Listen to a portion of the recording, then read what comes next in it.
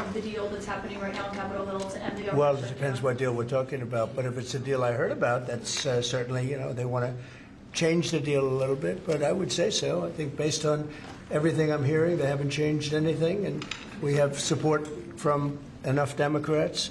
And we're going to be opening up our country. It's too bad it was closed, but we'll be opening up our country very quickly. Mr. President, that deal does reverse the mass firings your administration put through during the shutdown. Did you sign off on that, and will you abide by that if this passes? Well, I will be. I'll abide by the deal. The deal is very good. We're not going to be giving $1.5 trillion to people that came in from jails and from, the gangs and drug dealers and all of these others that they wanted to be given health care, which would have hurt our health care system. I hope that we're going to be able to have a health care where Lindsay and I were discussing it, Jim and I were discussing it, and Katie, we discussed it. We want a health care system where we pay the money to the people instead of the insurance companies. And I tell you, we're going to be working on that very hard over the next short period of time, where the people get the money. We're talking about trillions and trillions of dollars where the people get the money. Yes, please. Syria President, sir, could you update us on your meeting? Did you come to any agreements? Say it? With the leader of Syria you had earlier, did you come to any agreements today? Well, I've had an agreement with him. He's a very strong leader. He comes from a very tough place, and he's a tough guy. I liked him. I get along with him, the new president of Syria. And we'll do everything we can to make Syria successful, because that's part of the Middle East. We have peace now in the Middle East, first time that anyone can remember that ever happening. And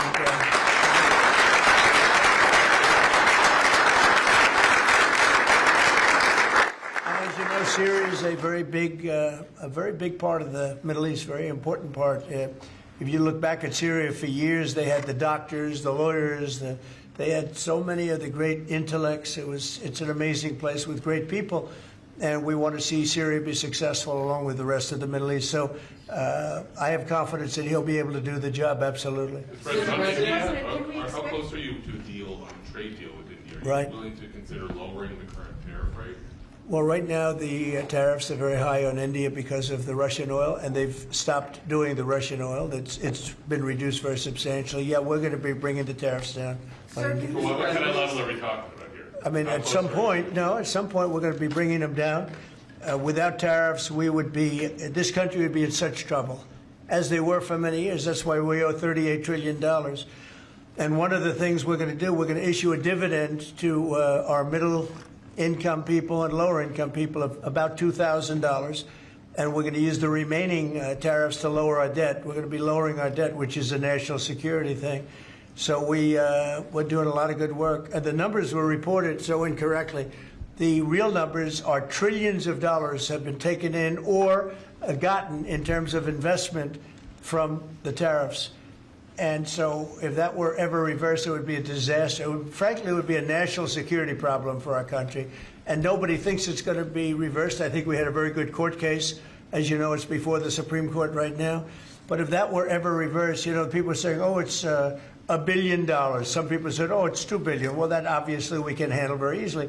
But this is trillions of dollars we're talking about in terms of the tariff income and all the investment income that's come into our country. We have more than, I would say right now, more than $18 trillion. The biggest number ever is a tiny fraction of that for any country. China, the United States, the biggest number ever. If you look at the past administration, Biden, he did less than $1 trillion in 4 years.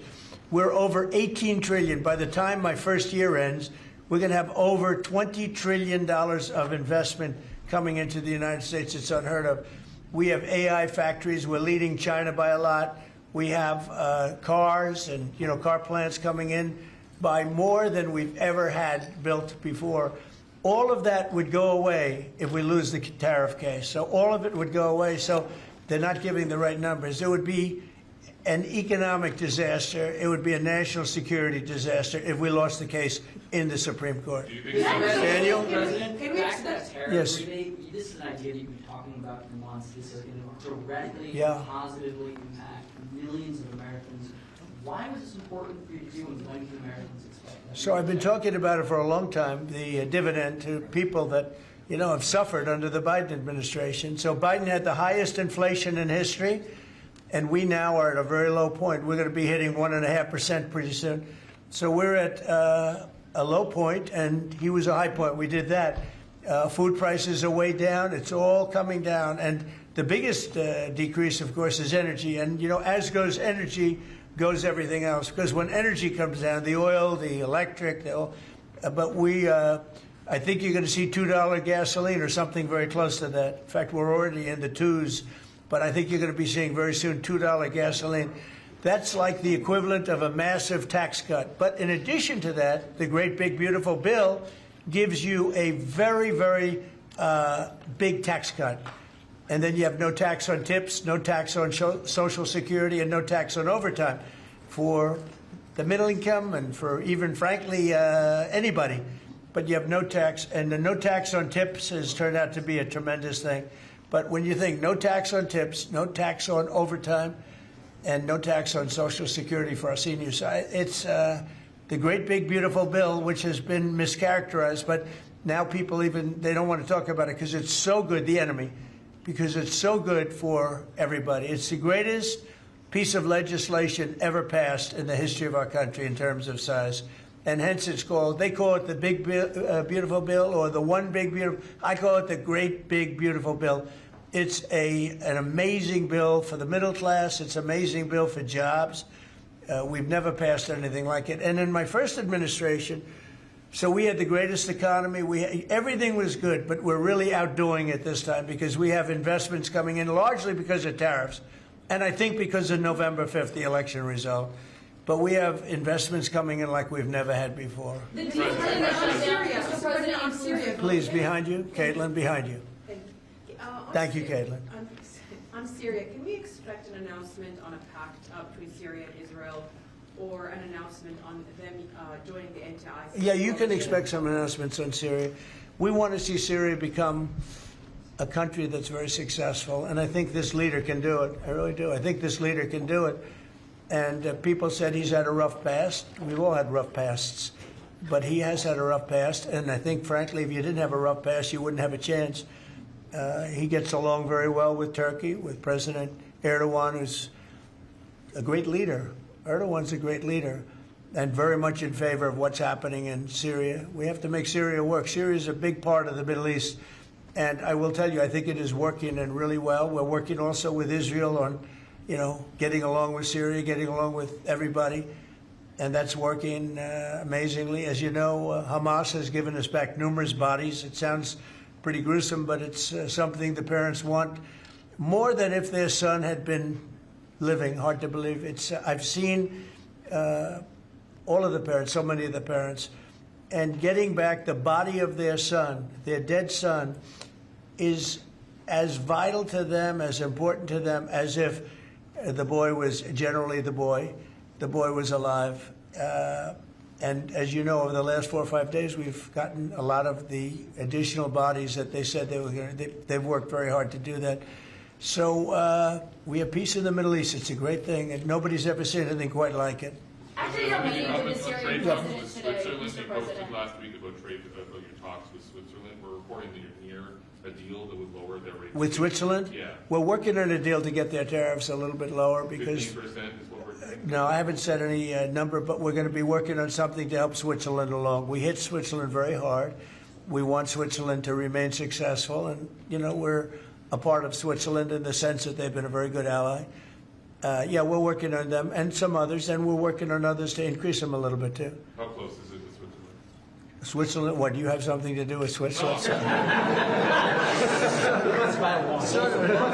wants to buy a nice watch. He wants to buy a nice watch. Right? He wants to buy a nice Rolex, right? We'll give Rolex some publicity because Rolex they've been very nice, Now, look, it's a beautiful country. It's a small country, but economically very big. So we're working on something. Caitlin? After our meeting with the Syrian president earlier today, Marjorie Taylor Greene, who is a big ally of yours, said that she would rather see you focused on nonstop domestic policy meetings here at the White House instead of nonstop foreign policy meetings. What's your response to her saying that, and also saying that grocery prices are up and not down, as you've said? Yeah, so I don't know what happened to Marjorie. She's a nice woman, but I don't know what happened. She's lost her way, I think. But I have to view the presidency as a worldwide situation, not locally. I mean, we could have a world that's on fire where wars come to our shores very easily if you had a bad president. We had a horrible president, and we ended up with Russia, Ukraine, and we ended up with other disasters, too. Don't forget, I put out 8 wars, 9 to come. I think I'll get the other one taken care of, but I put out 8 wars. And look at the damage that Russia, Ukraine has done to us as a country. I mean, we spent $350 billion. We're not spending any money anymore. Now they pay us through NATO. You know, I got NATO to go from 2% to 5%. Well, that's very important. When you're president, you really sort of have to watch over the world because you're going to be dragged into it otherwise. You're going to be dragged into a world war. I think if I weren't president, first of all, that war would have never happened if I was president. And if I weren't president, that war could have led to World War III. It won't. It's not going to anymore. But when I first got in, I said, wow, this situation could lead to World War III. And I got NATO together. I got everybody together. But with all of that, I passed a great, big, beautiful bill, which is the biggest tax cuts in the history of our country. So when somebody like Marjorie Taylor Greene, who's now catering to the other side, I don't know what, I guess she's, got some kind of an act going, but I'm surprised at her. But when somebody like Marjorie goes over and starts making statements like that, it shows she doesn't know. I don't devote a lot of my time. Let me give you another example. China. China was going to hit us with rare earth. Now, everybody says, oh, what does that mean? Magnets. If China refused to give magnets, because they have a monopoly on magnets, because they were allowed to happen over a 32-year period, there wouldn't be a car made in the entire world. There wouldn't be a radio. There wouldn't be a television. There wouldn't be internet. There wouldn't be anything because magnets are such a part. Now, nobody knows what magnets are, and not overly sophisticated, but to build a magnet system would take 2 years. So if I weren't able to say to China, look, if you're going to do that to us, we're going to charge you 158% tariff. It was 100% on top of 58%. And China called up immediately and said, we will make peace. And we made peace. We made a great deal. We made an unbelievable deal. China's paying tariffs to the United States, not the United States paying tariffs to China, which has always been the way it was. Nobody can believe these deals. But so when somebody makes a statement about he's devoting time to the world, well, the world is the United States, because if the world's in trouble or if the world is ripping us off, the world was ripping us off before I came here. Europe was getting massive tariffs. They were sending us 9-10 million cars a year. We were sending them none. They were not taking our agriculture. We were taking massive amounts of their. It was so unfair. Now we have a deal where $950 billion is coming into the United States because of me and because of tariffs. So if I don't do all these things, our country is doing very poorly. So, it's easy to say, oh, don't worry about the world. But the world is turning out to be our biggest customer. The world was on fire.